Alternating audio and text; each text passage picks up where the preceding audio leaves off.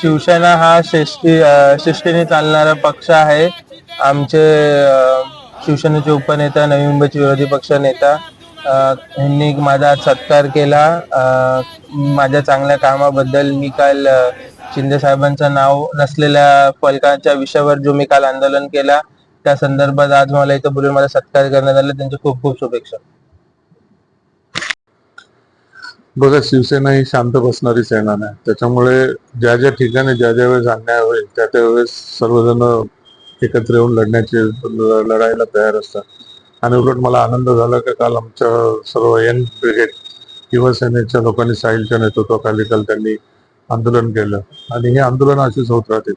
असं young brigade आमचं कामाला लागलं, युवासेना आमची कामाला लागले.